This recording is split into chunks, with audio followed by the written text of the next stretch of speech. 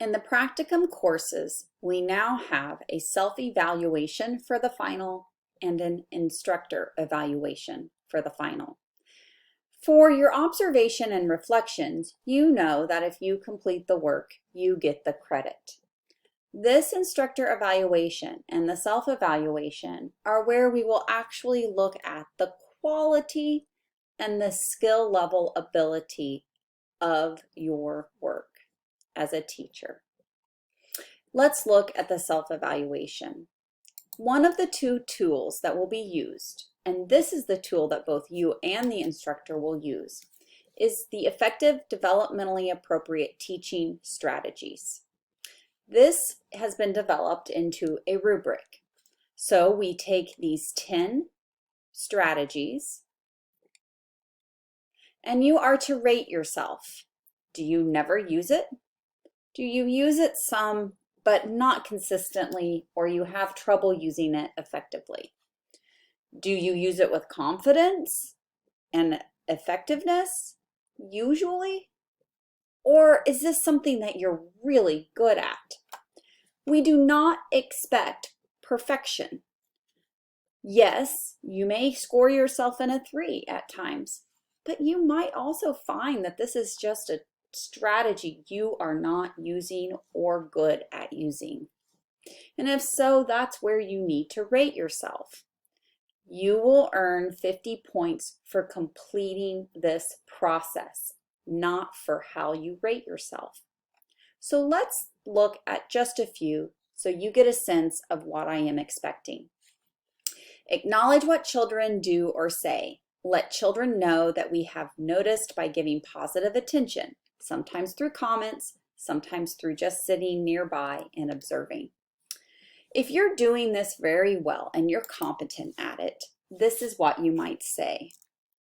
As an instructor, I would probably say, always on the floor or at the eye level of the children.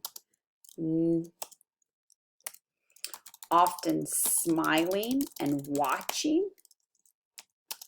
Will nod when child looks at teacher to give encouragement. So I might make notes like that. You are expected to give 2 to 3 examples of how you use this. Encourage persistence and effort rather than just praising and evaluating what the child has done. So here I might give a 1. I often will hear, good job, great work. These are not persistent or effort phrases. And so this is an example of something that this person needs to grow in.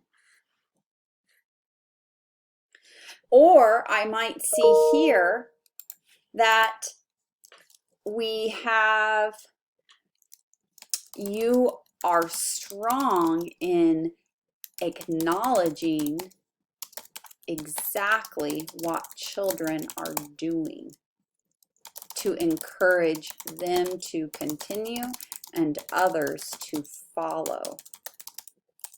I.e., I see you waiting on the carpet and looking at the teacher who is ready to read. And so I would continue. After completing the entire chart, you could add up the points. So we're going to take this out. If you get a 3 here and a 1 here, that's 4 points. The chart is worth a total of 30 points. When the instructor evaluates you, you will get a 95% if you are evaluated and earn 20 plus points. If you earn 15 to 19 points, you will earn an 85%. If you earn 10 to 14 points, you earn a 75% on the assignment. If you earn 5 to 9 points, you earn a 65%. And if you don't earn any points to 4 points, you earn a 55% on that assignment. You will do this in all 3 practicum classes, and the instructor will as well.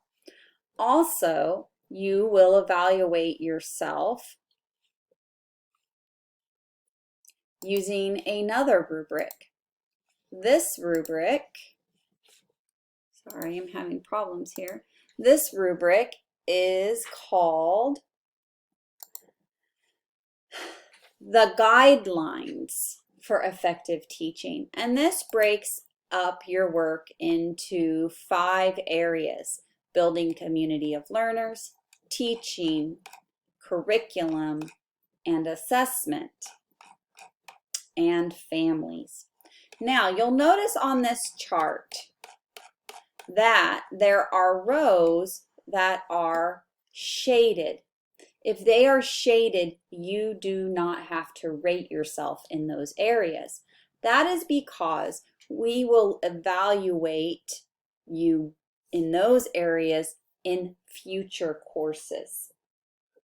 But for your Practicum 1, we do not evaluate you in as many as the other Practicum classes. This allows for growth and focus from one practicum to the next. For this semester, you do not have to provide any artifacts. That's something we're going to grow into as a program.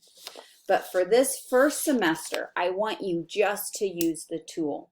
You will identify some examples just like you did in the other rubric assignment. Just typing in examples.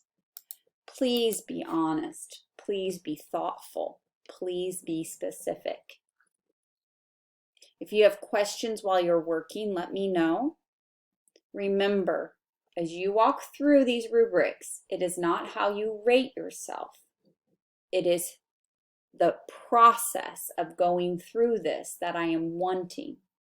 For my Practicum 1 and 2 students, you have the benefit of next semester taking this document and using it again, hopefully seeing some growth, using it to help you identify next goals and areas of need.